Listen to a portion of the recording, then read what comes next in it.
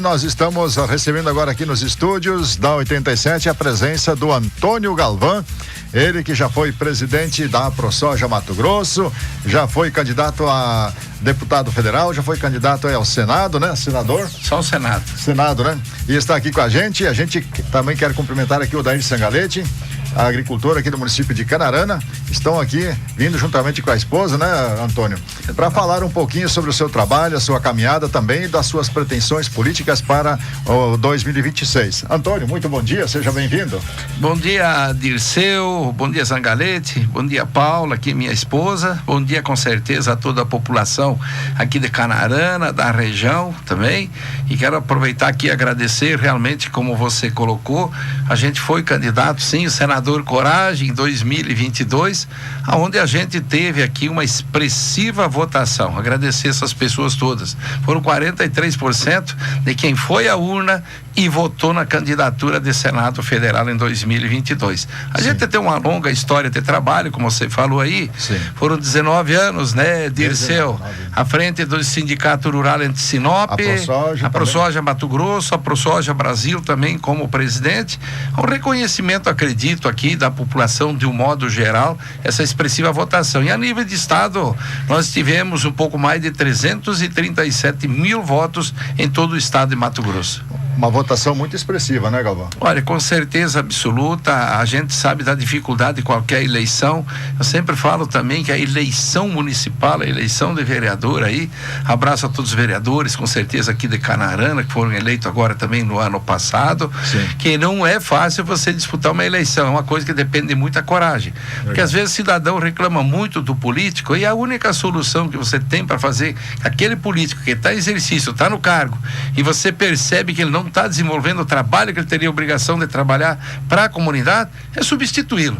Sim. É trocá-lo. Então não ir votar, como a gente ouve muitas pessoas, não vou mais, não resolve mais. A única chance que a gente tem como cidadão, e principalmente o cidadão que tem uma dificuldade muito grande, até dele às vezes teria vontade, mas não consegue chegar a disputar um cargo, ele vai votar. Sim. Faça seu papel, faça a sua civilidade e vota contra aquelas pessoas que estão lá, não deixa perpetuar. Essa é a única oportunidade que a gente tem. Aí 4 anos tem eleição de novo. Se não funcionou, troca de novo. Essa é a única solução, a chance que o cidadão, do modo geral, tem aí. Substituir. Não deu certo, troca. Reclamar e nem ir votar. Você veja que a abstenção de votos, eu estou vendo aqui no meu controle, tinha 16 mil e poucos votos que poderiam ser eleitores aqui de Canarana em 2022, compareceram 11 mil e poucos votos. Então. Aí foram de votos válidos que teve aqui em Canarana, foram só 9 mil e poucos votos, de 16 e pouco que votaram em senador. Sim. E tive um pouco mais de 4 mil votos. Então você veja que tive sim um bom respaldo, um bom reconhecimento desse trabalho que a gente fez à frente das entidades, aonde a gente defende e representa o produtor rural. Que eu falo que toda atividade ela é importante, né, Alemão? Você aqui na rádio levando comunicação, o borracheiro lá fora arrumando um pneu, o eletricista lá arrumando um carro, um caminhão. Verdade. Agora, você vem aqui trabalhar de barriga vazia, Alemão? De jeito nenhum. E vai lá o borracheiro trabalhar de barriga vazia? De jeito então, nenhum, por isso que eu falo, a importância de você ter a segurança alimentar, ela vem do campo, que é a produção que você aí pode disponibilizar para a população. E tem as dificuldades do segmento, do setor, sem dúvida nenhuma, né, Dirceu? Isso. Eu quero aqui cumprimentar também o Odair Sangalete, que também, né, já teve a sua trajetória política aqui em Canarana, já foi candidato também. E Odair, fala um pouquinho para nós o seu bom dia e também pode chegar mais pertinho aqui, falar o seu bom dia e recebendo, né, nessa manhã aqui, recebendo aí o Galvão aqui em Canarana.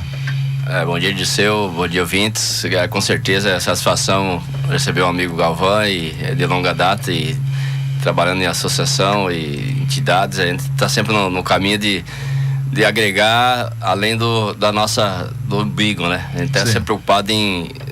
Eu sou daquele tipo de se fazer do que só tá cobrando. Então a gente tem que estar dentro do possível dar uma força, e o Galvão tá aí firme é um líder nato, né? E ele sabe o que acontece no cenário nacional, estadual, e inclusive tá se dedicando aí. A gente tá aí para dar uma força, e a gente tá muito contente com pessoas assim, né? Que a gente vê que precisa de liderança, e a gente cobra muito os jovens também, porque tem que voltar O Brasil tem um potencial grande, estado, e precisamos de pessoas com coragem. É do seu jeito, mas tem que fazer com o trem certo e vai embora. E a gente tá aí para ajudar e com certeza vai ter um respaldo bom de um líder na política que a gente precisa. E agradeço aí. Valeu, obrigado pela presença também. Então, Antônio Galvão, na sua trajetória pela AproSoja, como presidente da AproSoja, temos aqui até as imagens onde você também esteve atuante, defendendo o agro. Como é que você vê a situação? Você que também é um agricultor em Sinop, né? Reside em Sinop há muitos anos, quanto tempo? Hoje já vai para 39 anos de Sinop, né? Já conhece toda 40 anos né? atrás eu vim conhecer Mato Grosso. No mês de maio, acabamos indo morar em Sinop em 86, vim em 85. E isso que na época nem parei de conhecer Sinop. Alemão, paramos mais de Camari Sorriso, aí fomos até Guarantã do Norte, aquilo parece que era tudo uma novidade, tudo estava acontecendo, tudo estava começando. Mas quero agradecer bastante, sim, aqui o Zangalete, o Odair, sempre um parceiro de primeira hora, sempre em defesa também, produtor rural aqui da região, especialmente Canarana, assim como tantas outras pessoas que passaram aqui por dentro do Sindicato Rural, fazendo um excelente trabalho. Sim. E atualmente, hoje, estamos aí com o Lino à frente do Sindicato Rural como presidente, também tenho certeza que vai fazer um bom trabalho, como o Alex, como o Marcos da Rosa, como o próprio Arlindo, e assim outros também que vieram. Porque é uma dedicação dentro dessa atividade, que eu te falo que para mim é a principal, porque é a garantia alimentar, de você também ter esse enfrentamento, de se disponibilizar de tempo. Sim. Como eu falei, a gente foi 19 anos à frente entre o Sindicato Rural de Sinop, como presidente do sindicato, depois participando desde a criação da AproSoja. Você vê que a AproSoja foi criada há 20 anos atrás, e nesse período, em 2005, quem era produtor rural naquela época, e tenho certeza que a grande maioria que é produtor hoje era naquela época, vai lembrar da dificuldade que nós tivemos, da crise de preços que nós tivemos, que foram 2 anos seguidos, 2005 e 2006. Que em 2005 a gente fez aquele tratoraço, onde levamos aí mais de 5.000 máquinas para Brasília. Naquela época não conseguimos nada para protelar dívidas, prorrogar dívidas. Aí em 2006 nasceu o Grito do Ipiranga, lá em Ipiranga do Norte, do lado de Sinop também, onde nós tivemos aí muitos firmes, o produtor rural, a sociedade veio para dentro junto, porque se nós estamos sem renda, totalmente sem renda, aquilo esparramou logo no comércio. Sim. A gente começou lá em Sinop, que a gente mora lá, fechar a loja, fechar isso, fechar aquilo, não tinha recurso. Então, Alemão, 20 anos atrás a gente estava passando um momento muito difícil, e hoje não está muito diferente, Alemão. Podemos dizer que não está tão achatado os valores na proporção do custo de produção como aconteceu aqueles 2 anos seguidos, mas também hoje a gente percebe, Mato Grosso tem muita área de expansão, muito aqui Canarana praticamente já tem uma área quase que estabelecida, tem mais alguma coisa para fazer. Gaúcha do Norte, mas por exemplo o município como Paranatinga, a gente sabe que tem muita área de expansão ainda da atividade pecuária para vir para a agricultura.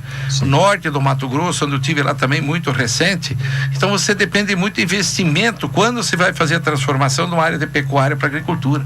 A limpeza daquela área, toco, preparar aquele solo, você pegar ali, calcarear ele, deixar ele pronto para plantar, aí vem os insumos, daí depois vem o equipamento que você precisa, porque tu está ampliando a área. O produtor fez muito disso, tivemos aí uns anos bons, aí em 2020, 21, 22, 23, até o ano passado já não foi muito bom, e hoje o produtor do Mato Grosso, do modo geral, mas principalmente nessas áreas, estão com uma dificuldade muito grande para cumprir com os seus compromissos, e isso está sentido novamente dentro do próprio comércio local. Que diga quem está nos escutando aqui em Canarana hoje, o comércio, para ver como já se caiu bastante também as vendas. Então é muito preocupante, a gente está sempre atuando. Comércios fechando? Comércio fechando, sem dúvida. Hoje diz que o principal imóvel que existe, a principal placa que existe aí hoje, e isso está a nível de Brasil, é aluga-se.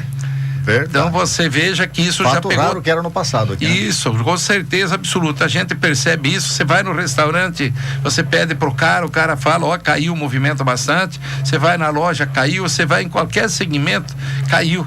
Então você veja dentro do nosso segmento máquinas, você vê todo momento, você não tem renda. Você vendesse hoje o gergelim aqui, foi onde a Canarana, podemos dizer que é a capital do gergelim, esparrava um pouco no Mato Grosso hoje, mesmo vindo lá em Gaúcha, ontem que a gente estava lá, estamos acompanhando o circuito da ProSoja, que é feito aí o 19º, não aconteceu o 20º, porque justamente na minha gestão, em 2020, como presidente aqui da ProSoja de Mato Grosso, foi onde surgiu a pandemia, não podia reunir pessoas. Verdade. A gente acabou não fazendo daí, naquele momento, o circuito da ProSoja naquele ano. Então você veja que a dificuldade hoje está instalada, e essa dificuldade, quando não sobra recurso no campo, para quem está na atividade agropecuária, principalmente a agricultura, ele reflete direto no comércio da cidade. Que se eu estou sem renda, não estou conseguindo cumprir já os compromissos que eu tenho lá, seja de investimento em máquina, seja da própria atividade, como é que eu vou gastar na cidade? Ou vou na loja de materiais de construção, ou vou trocar um carro, ou vou comprar uma roupa nova, ou vou fazer alguma coisa. Então reflete direto dentro do comércio, principalmente que Mato Grosso, de um modo geral, Canarana, que é uma das cidades que depende direto desse fluxo de recurso. Que Canarana hoje aqui passa a casa aí dos 320 mil hectares, acho, de área plantada. 330. E você veja que a movimentação do recurso é muito grande. Vai sobrar na mão do produtor, que é aquele que ele gasta dentro do comércio local, essa que está a dificuldade hoje novamente. Mas nós não desistimos dessas lutas, não. Mesmo hoje não estando mais à frente da entidade, como diretor hoje, de nenhuma delas, mas a gente é produtor rural, a gente sabe das dificuldades e a gente não desiste, não. De defender, sim, que o principal item que eu vejo é a garantia alimentar da gente, a segurança alimentar. Antônio Galvão, o senhor que está visando pleitear no próximo ano, claro, como ao Senado Federal, né?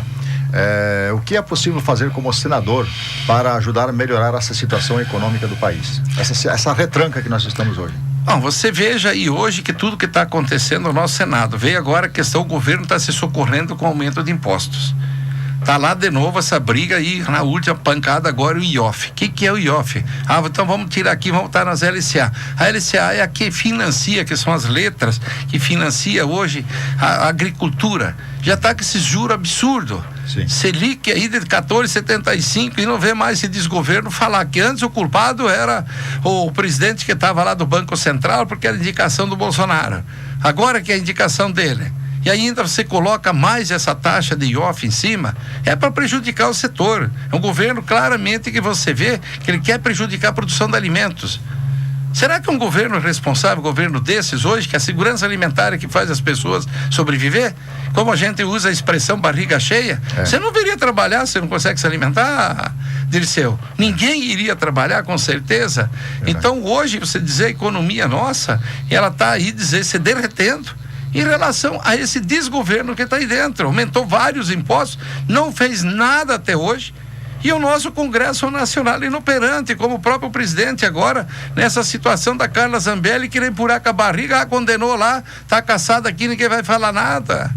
Está lá nosso Senado acovardado, o que está acontecendo? Às vezes nós falamos, porque o STF. Não é, o STF não faz nada, é uma sigla, ela é uma instituição. As pessoas que estão lá dentro, que estão usando aquele poder indevidamente, de acordo com o que as nossas leis dizem.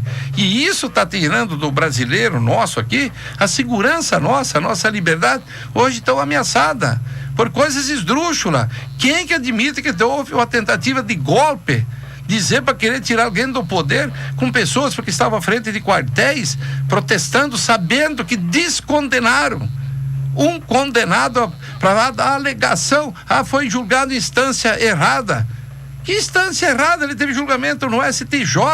Tem mais algum STJ que você conhece? Eliseu, alguém? Não conheço. É Brasília, é o tribunal antes do STF. Que coisa que errada, outra que foi julgado. Se tivesse ficado lá na quarta região quando ele foi julgado, só na primeira instância, ou na segunda instância, que era a quarta região, não, ele foi julgado no STJ também, por colegiado. Então você vê que descondenaram a pessoa, colocaram lá dentro, se ganhou legal ou não ganhou, está lá dentro exercendo o cargo dele. As máquinas aqui, a gente fala, não confio na urna, até nós comentamos antes de começar o programa, a urna não tem culpa, ela é uma máquina. Ela está programada por alguém sem vergonha. Lá no meio ela vai dar a resposta que ela foi programada.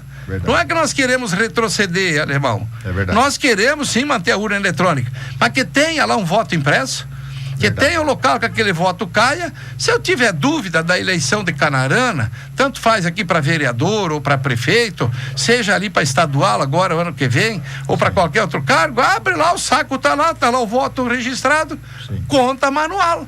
Pronto. Conta manual, contagem pública de voto. E não é nem isso, né? Que mal tem, da transparência no processo. Não, tem que ser do jeito que eu quero. Vocês têm que acreditar em mim. Como que, pai? Aí vendo essa palhaçada que está acontecendo no país, querer condenar pessoas e estão condenando pessoas. Vai, uma mulher escreveu perdeu o mané. Quem que inventou a frase perdeu o mané? Não foi o ministro da Suprema Corte? Exatamente. Agora nunca escreve. Falar isso, né? Nunca. A gente usava lá, chamar mané, seu mané e tal, Sim. que todo mundo sabe o significado. Sim. Aí ele falou ainda que os mané perderam. Que somos nós os mané, porque a gente apoia o que é o bem. Sim. Apoia a direita, apoia sim o Bolsonaro, não tem dúvida nenhuma. Tá aí, fez um excelente governo, provou que os impostos que era cobrada podia reduzir, o país andava bem, tranquilamente, todas as empresas estatais voltaram a dar lucro, agora todas dando prejuízo. Sim. Então não tem como se sustentar uma economia dessa forma com que está aí. Aí temos um Congresso acovardado, o Senado que poderia fazer essa situação, resolver essa situação, porque ele tem a prerrogativa de aceitar ou não o nome quando vem a indicação do presidente da República, tanto faz lá para embaixador como para a Suprema Corte. Ele tem também a prerrogativa de tirar quando você não respeita a nossa Constituição. Fizeram o papel de colocar lá dentro, agora todo mundo está vendo. Porque qualquer bobo como eu, ou como você, que não precisa ser um advogado para entender que está sendo usurpada a nossa Constituição. Sim. Cadê o nosso Senado? Cadê nossos 3 senadores do estado de Mato Grosso? Aonde que eles estão? Onde é que está a maioria dos senadores aqui, do Brasil, que poderia fazer e resolver esse assunto? Acovardados, sim, ameaçados com processos que eles levam dos governos de estado quando vira senador. Porque hoje, de todos os senadores que estão lá e tiveram origem do cargo de governador, não tem um que fala de impeachment, não tem um que fala de uma possível cassação, não tem um, é meia dúzia que tem lá, vamos dizer uns 15, 20 senadores, que peita a situação, que cobra isso, mas a grande maioria é covardado. Então, o ano que vem, como eu falei inicialmente, é a hora das pessoas virem isso, sim, vai para as urnas, define quem que vocês acham que poderia ser o melhor candidato, substitui, e também lá na frente, que o Senado tem 8 anos de mandato, tira fora se vê que a pessoa não cumprir com o que prometer. Agora cobra compromisso aqui dos teus candidatos, cobra compromisso na hora de você falar com ele, seja deputado estadual, seja deputado federal, seja o Senado Federal. Sei que o presidente da República é mais difícil você falar com uma pessoa dentro de uma campanha também, sim, mas você tem o direito e o poder de fazer isso e lá na frente você cobrar. Você não cumpriu, vou votar contra, você não venha mais me encher o saco. Verdade. Então, o risco que nós temos é esse, a economia nossa está derretendo realmente, o governo federal, esse desgoverno vem gastando, olha os absurdos dizer. Eu achei um absurdo o que ele falou, eu achei um absurdo o que o presidente Lula falou, não, é o nosso presidente, tem o nosso respeito, mas eu achei um absurdo ele falar que ele não está nem aí, nem está sabendo quanto ele está gastando nessas viagens. Eu até comentei, se ele não sabe o que ele está gastando, então ele não sabe também nem governar. Não, o duro que é o seguinte, né? Alemão admite que é gasto. Sim. Eu gostaria que ele falasse quanto ele está investindo. Que se ele estava fazendo uma viagem é para buscar alguma coisa de bom para o país. Sim. Que se realmente ele tivesse interessado em buscar alguma coisa boa para o país, isso não seria gasto, seria investimento. Claro. Admite que é gasto. Sim. Precisa ir num hotel daqueles milhares de reais para passar uma noite para dormir? É. Precisa aqueles banjamentos, ontem olhando aí, só de aluguel de carro lá na França, a equipe, lá quase 800 mil reais de aluguel de carro, aí fala de milhões de hotel, fala de milhões e não sei o que, bilhões de gastos em 2 anos e pouco, sim, em viagens internacionais. Ele mesmo admite que é gasto. Eu quando saio, a gente vai fazer alguma coisa em benefício da sociedade, para mim é um investimento você gastar aquele dinheiro, porque sim, você está trazendo alguma coisa. Agora ele já admite que sai para gastar. Então eles não vão atrás realmente do que precisa aqui para o país. Mas a chance que o cidadão tem, você principalmente dos bairros, dizer mais humilde, onde tem as pessoas mais humildes, a única forma é essa. Porque pensar aí nesse valorzinho que está se dando hoje para as pessoas que estão na rua com toda a sanidade, como diz, idade para trabalhar, porque ganham a Bolsa Família, ganham um negócio. O cara inibe de trabalhar porque proíbe, que não pode ter a carteira assinada. Então a solução não é essa. A solução é você ter o trabalho, o emprego, ter o dinheiro digno, com certeza absoluta. E essas pessoas têm que verem e irem votar, que são até os mais descrentes, na verdade, hoje, Dirceu, para votar em urna e tudo mais. E é o único lugar que nós temos e que podemos fazer essa diferença é no dia da eleição. Então a gente está aí novamente, aproveitar, agradecer sim, porque fazer 43% dos votos aqui no município, como Canarana, aqui também, a gente teve muita gente que ajudou dentro dessa campanha. Sim. A gente nem sabe, na verdade, tantas pessoas que acabaram na rua, aquele boca a boca aqui, a Daí foi uma delas, tantos outros que eu citei o nome aqui, tenho certeza que você também, a gente já se conhece há tantos anos, e estamos juntos aí nessa luta, não podemos desistir do Brasil. Estamos de volta ano que vem, estamos aí com o pré-candidato, estamos andando, fazendo essas visitas assim, que a gente conhece bem Mato Grosso, cobrando um pouco também do que a gente vê das dificuldades que tem, também junto ao governo do estado, que a gente também tem um acesso, para levar também essas dificuldades. Como tivemos aqui o ano passado, a 020 aqui estava, meu Deus do céu, hoje deram uma ajeitada, dizer, dá para transitar até tranquilo, mas a gente vê que tem muito trabalho fraco, para trabalho que entrou a chuva de novo, está aí com os problemas de buraco, né? Por falar na 020, aproveitando aqui que está com o Odair Sangalete, também sempre batalhou também muito por essa questão, agora já tem 2 pedágios de Primavera, aqui de Canarana até Primavera são 410 quilômetros, já tem 2 pedágios e querem colocar mais 2, sendo uma rodovia, vamos dizer, uma rodovia praticamente que é agrícola. Quem vai e volta são pessoas do agro, que vai lá pro sítio e volta para casa. Numa semana, por exemplo, você mora na cidade, tem tua fazenda lá, né, distante, você vai passar pelo pedágio, vai e volta, isso aí é o local certo para se colocar um pedágio numa rodovia dessa, que praticamente é só o agro que tá. Dirceu, que eu saiba, lá tem 2 e aqui é para ter mais 6 ou 7, não é mais 2. Mais Mato Velho, né? Tem mais um que vai até o 58 e para cá, se eu não estou enganado, é 6 ou mais 7, eu acho que é 7 ou 8 no total, mais os 2 lá. Aí não acabou é 2, se fosse 2, podia levantar as mãos pro céu e estourar foguete. Eu falei, daí acabou aquele ditado, mundo velho sem porteira, porque agora tem porteira para todo lado. Não tem lógica, seriam aí a cada 35 quilômetros mais ou menos, está fazendo a média. Sim. Você tá 40 quilômetros, 4 vezes 8, se for 8, 32, que são mais ou menos 310 quilômetros, dá uns 58 chegando em Paranatinga. Sim. E aí tem os 2 lá, você veja que vai ter um pedágio do R$12 e pouco, ainda parece que é. Não tem lógica. Se fosse os 2 que você comentou, a turma ia estourar foguete, Dirceu. É verdade. É 6 ou 7, se eu não estou enganado, do trecho daqui a Paranatinga, mais um na 158. Isso é abusivo. Não tem mais condições de você. Todos os pedágios você colocava numa média de 70, 60, 60, 80 quilômetros de distância, proporcional ao quilômetro rodado. Sim. O que fizeram desse último leilão e licitação aí desses pedágios é um absurdo. Sim. A distância encurtada, os valores ficam muito mais altos, com certeza vai onerar muito. Agora, a pior estrada é aquela que não existe, que ela é pior que tem, porque você também pegar um caminhão, chegar daqui e sair lá em Primavera do Leste, como você falou, um pouco mais de 400 quilômetros. Quando era chão, meu Deus do céu, um Deus me acude, você não sabia como chegava. Agora, também por esse motivo, saber que essas estradas todos foram pagados aí, a grande maioria com o nosso FETAB, seja das commodities, seja do boi, seja da soja, agora do milho, agora até gergelim, até tudo, deram um jeito de colocar mais um FETAB, cobrar essa abusividade de valores aí que está sendo cobrado do Estado. Não somos contra o pedágio para ter uma estrada boa, mas esses valores absurdos, essa quantidade de praça de pedágio, que teria que ser revista, não tem dúvida. Sim.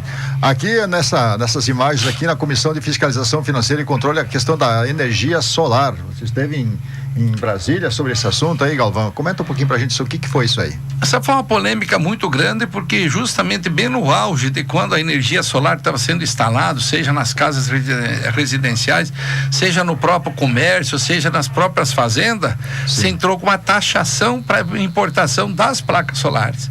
O momento que estava em expansão. Então, como existem regras no mundo inteiro, até para a própria instalação, ele já queria cobrar taxas de distribuição daquela energia que você produz. Porque aqui o Mato Grosso também tentou fazer isso, era taxar o solo, até que saiu do apelido disso, queriam taxar justamente já para inibir Por quê? Porque aí entra a concorrência das grandes hidrelétricas. Quem que é as grandes hidrelétricas? Minha não é, nem tua, né, Dirceu? Não. É de alguns mega aí.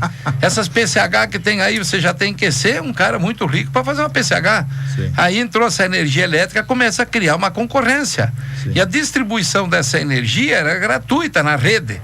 Dizer, então o que a gente brigou muito para pegar? Quando se atingir um percentual de produção da energia solar, de um modo geral no país, aí você pode começar a pensar numa taxação na distribuição, porque aí entra uma empresa, vamos dizer, de distribuição, vamos aqui falar, não tem o que você esconder, que seria a Energisa, que faz a distribuição. Sim. Ela não produz a energia, mas faz a distribuição.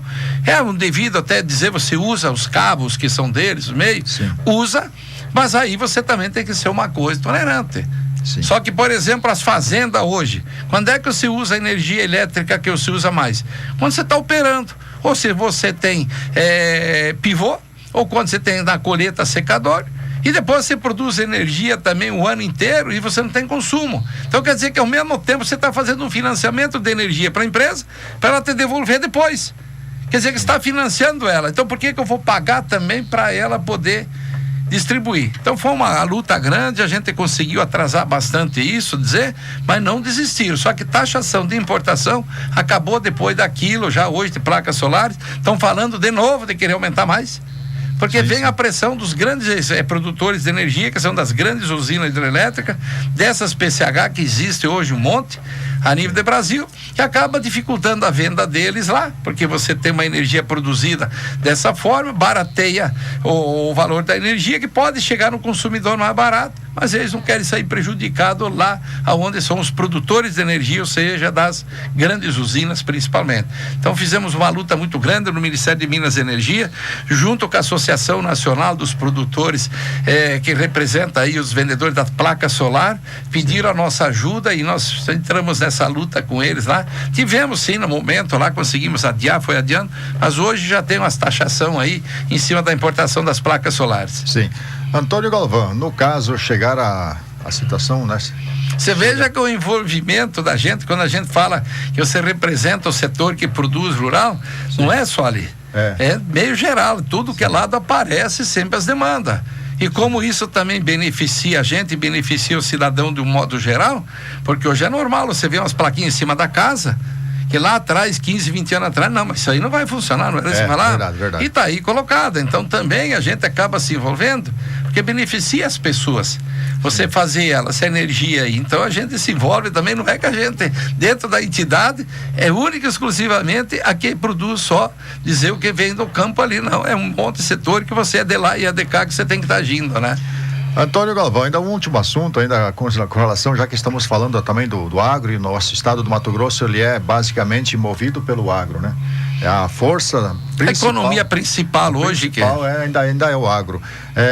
Estando futuramente ocupando uma cadeira lá no Senado, por que o governo até hoje não criou uma política forte do agro? Ou seja, o governo não comanda nada, na verdade, a compra e a venda. A China, que é a maior compradora, por exemplo, dos produtos do Brasil, ela chega e praticamente põe o preço que ela quer nos nossos produtos. Essa política do agro, por que o governo, juntamente com os senadores, tudo, não é possível se criar uma política em dizer, vocês querem comprar nosso produto? É tanto. Alemão, o mercado é um tanto soberano no sentido que você colocou também. A demanda faz valores, claro, aí custa é produção. Eu penso que da forma que você está falando fica um pouquinho mais difícil dizer de você fazer um controle, porque você depende muito. Sim, sim. Agora o duro que é o seguinte, você está acompanhando, o seu cara que está informando todo sim. mundo. É a oferta e a demanda, né? Olha a questão de quando você falou em seriedade para garantir produção nos nossos planos safra. Está aí uma incógnita de novo dentro do governo, estamos em junho, que já era para ter anunciado o plano safra, e vai reduzir valor, e vai não sei o que, e esses valores que eles anunciam quando você vai no banco é um perengue, não consegue pegar. Brigamos muito sobre isso, eu quero saber por que todo ano tem que discutir, vai bilhão para financiar, e não sei. Gente, todo ano não sabemos que tem que plantar? Sim. Todo ano você não tem que cuidar da safra, todo ano você tem que colher? Por que essa discussão boba, besta? Sim. E nenhum governante até hoje, os que passaram por aí, conseguiram estabelecer uma meta e falar, não, plano safra é uma coisa hoje instituída e não tem mais discussão. Sim. A única coisa que nós vamos fazer de um ano para o outro é corrigir o valor necessário. Por que tem que corrigir? Sempre tem uma inflação, sobe o preço do custo de produção, aumenta a área sempre. O Brasil hoje tem muita área, nós temos área para mais que dobrar ainda. Sim. A nossa área de plantio, podemos dobrar a nossa produção, sem sombra de dúvida nenhuma, mas não. E o que brigamos dentro das entidades, e por que é que você tem que todo ano ver com essa discussão? Não, o ano passado deu 400 bilhões, para dar um exemplo aqui. Sim. Não precisamos aumentar 5%, não, tem que botar mais 20% e acabou. Sim. Fazer essa polêmica, aí faz toda aquela cena lá em Brasília, chama fulano, chama Beltrano, chama ciclano lá para fazer o quê? Outra coisa, o financiamento que é dado pelo banco. Eu quero saber por que todo ano tenho que pegar aquele valor financiado, devolver para um banco, fazer toda aquela operação de novo, aquela via sacra de novo para me devolver aquele dinheiro. Sim. E cobra o juro e renova aquele financiamento se eu preciso. Sim. Eu só vou pagar o capital se realmente eu não quero mais o dinheiro que é dado dentro do plano safra aí, foi dado o modo de dizer, mas que o banco acaba até financiando. Então, todo ano a mesma história. Se eu devo 1 milhão para o Banco do Brasil, ou para qualquer outro banco, de origem da coisa, não, eu tenho que devolver 1 milhão, pagar mais o juro, fazer toda a parafernália, a correria de novo, que aquilo é uma burocracia do cão, para pegar esse 1 milhão de volta. Sim. Não, eu vou lá no banco, assino outra cédula, quanto é que deu o juro, vamos dizer lá, deu 100 mil, 150 mil, eu vou pagar os 100 mil, 150 mil e vou renovar aquele 1 milhão. Simplifica. O cara, o produtor principalmente, não tem tempo para ficar correndo do banco para cá. Hoje a cédula não está pronta, volta amanhã, faz o cara com cara de tonto, de palhaço ainda. Foi que eu fiz muita bronca por conta disso, Alemão. Amanhã está pronta a cédula, semana que vem. Sim. E sabe que vira aquele rolo. Então era só renovar aquele financiamento, cobra o juro da pessoa e segue o barco. E não ficar com essa história de todo ano, o lançamento Brás, não sei o que, lançamento do Plano Safra. E aí tá indo e olha a polêmica, aí não tem dinheiro. Como que não tem dinheiro se tu pegou ele de volta? Sim, sim. Tá bom. A gente quer agradecer então a presença aqui do Antônio Galvão, juntamente com o Odair Sangalete e a Paula, né, sua esposa, que estão aí visitando os nossos estúdios. Agradecer a presença de vocês e seguimos nossa caminhada, né, Antônio? Seguimos nossa caminhada, nossa luta, e a gente espera que tenhamos dias melhores, que a nossa política também melhore, que a mentalidade dos políticos também melhore, porque assim, tem momentos que a gente desanima, a gente fica desgostoso com certas atitudes que a gente vê acontecendo aí no nosso Brasil. Você não tenha dúvida nenhuma, Dirceu, mas a solução não é o cara desistir de você ir votar lá no dia. Votar certo. É a única forma que você tem que olhar, investigue o teu candidato que você pretende a querer que ele seja o teu representante, porque seja aqui na Câmara de Vereadores, seja na Prefeitura, seja na Assembleia Legislativa, seja na Câmara Federal, no Senado ou na Presidência da República. Sim. Hoje nós temos mecanismos para saber o envolvimento dessa pessoa em qualquer coisa da sociedade. Sim. E se o cara já tem envolvimento, denúncia para todo lado, por que você vai querer apostar numa conversa bonita desse cara para ele voltar lá? Renova, que todo ano você tem um monte de gente que vem, aparece, tem o dom, quer participar. E no ano seguinte também, na eleição seguinte, se o que ele te prometeu também não fez nada, renova de novo. Então a gente pede que a pessoa tenha, assim, realmente uma frequência maior até na votação, que é o único lugar que você tem para renovar o teu representante aqui. Sim. E a gente está assim nessa luta aí, nessa pré-campanha, estão mandando, porque a gente vê essa omissão, como já coloquei, que trata de uma omissão que é uma covardia.